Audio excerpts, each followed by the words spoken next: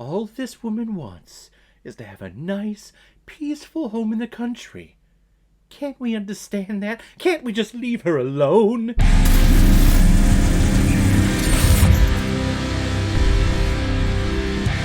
Mother! Released in 2017 and is directed by Darren Aronofsky, who's directed such films like Pi, Requiem for a Dream, The Fountain, The Wrestler, Black Swan, Noah, and The Whale, which is really all the explanation you need as to why this movie is so fucked up. And this film is starring Jennifer Lawrence and Javier Bardem. And the reason why we're talking about Mother today is because it was a PayPal recommendation and donation from a longtime contributor and supporter of this channel. I think I can say that now. He's been very active recently. David Klimov, thank you very much for the recommendation of this movie. I have heard about this back in 2017. I remember it being very controversial, like literally 50% down the middle. One half of the audience loves it, the other half of the audience absolutely hates it. So I'm glad I finally got around to watching it, to establishing my own opinion of it. And if anyone else out there also wants to be like David and help support me and contribute to this channel, you can select the QR code that's in the bottom left corner of your screen right now. Send over your donation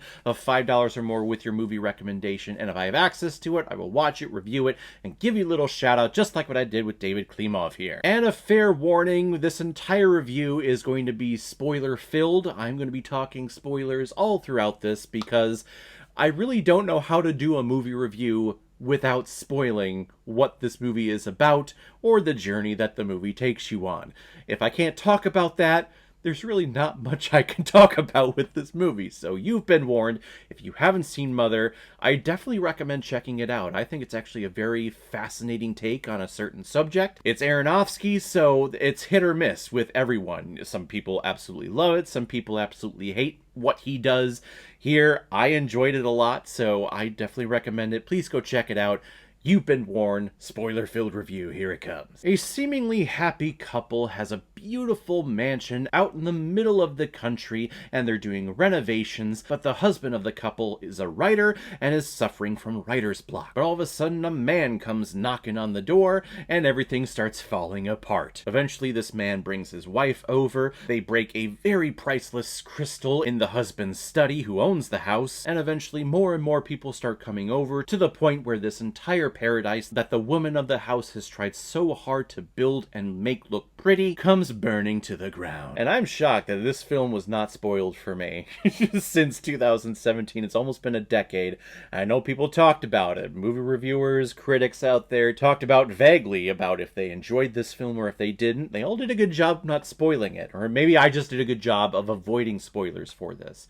But to learn that this film is about the Bible, but not in a religious way, like, oh, this is the way, this is the one chosen path to immortality and to paradise and to the afterlife, and those people who don't believe in the Bible, you're all condemned to hell. It's not presented like that.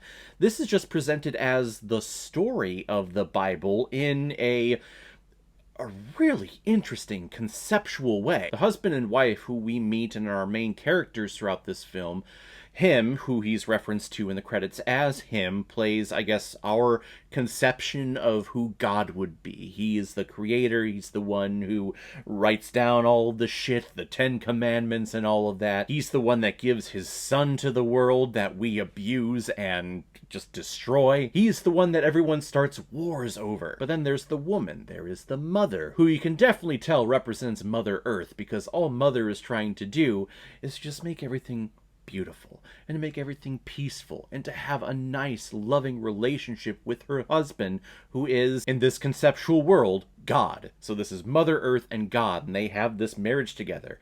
And I love that idea. I love that concept. For those of you who don't know, I'm not a big fan of organized religion. I used to be hardcore Christian, like super in-depth, like that was the way, that's the only way is being a Christian, and then getting older, going off to college, broadening my horizons and realizing that there is no right way, there is no proof of anything out there past death. Once I realized that, I found that organized religion is so hypocritical. And in many ways, it can be a terrible thing. Some people could find grace and find wonderful things in it.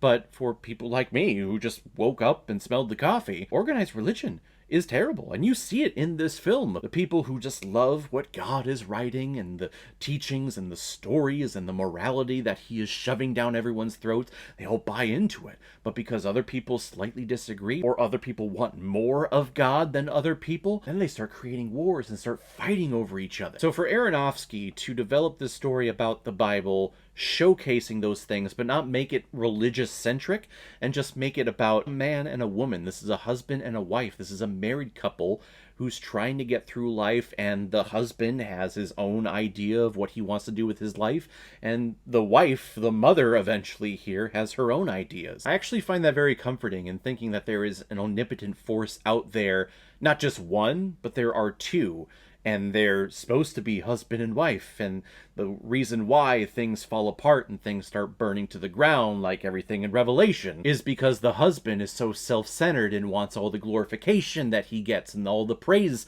from everyone, but the mother just wants to have a nice, peaceful family with God and with her son that she gives birth to. It's heartbreaking, and it's a wonderful interpretation of the Bible. I really enjoy this. It's a movie I've not stopped thinking about since watching it, and I love movies like that, where it's about source material that I know, I've read probably more of the Bible than, say, the average Christian out there. So to see all of the hidden things and the imagery and the side characters that come in who are representing characters from the Bible or events in the Bible. There's this couple who sits on the sink, but it hasn't been solidified. It hasn't been fully plastered into the wall yet, so they keep rocking it, and then the sink breaks, and it causes a flood in the kitchen, and she gets everyone out of the house because she's so angry.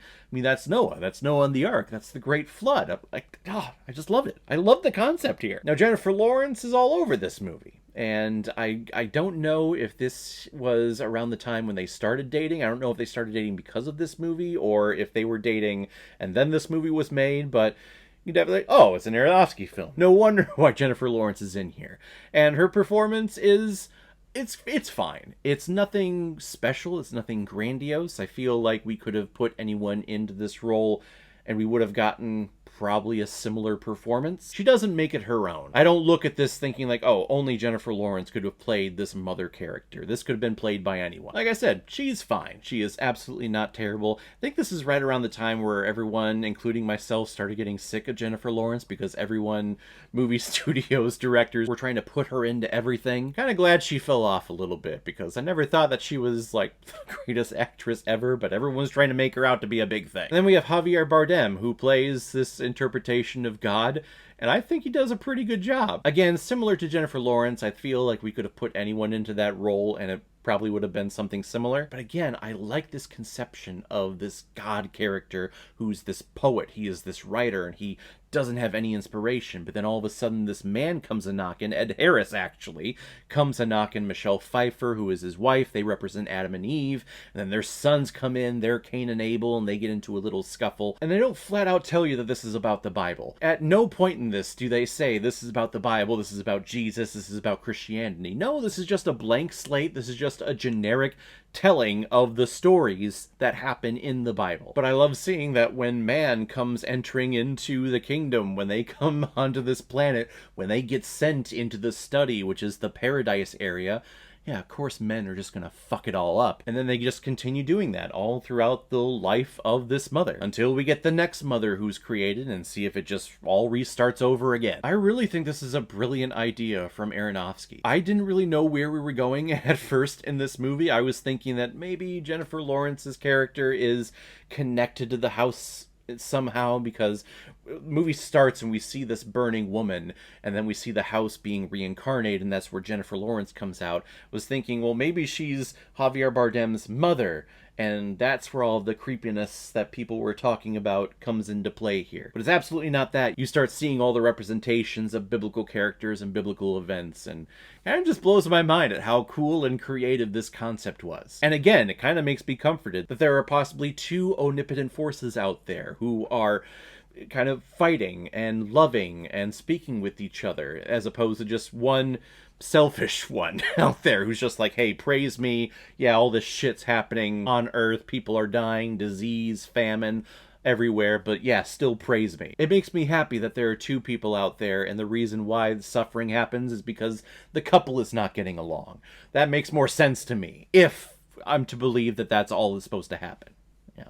Again, this movie just makes you start asking questions and start thinking out there of omnipotent forces and stuff like that. It's really cool. I'm gonna give Mother 4 out of 5 Blu-rays. I like it a lot.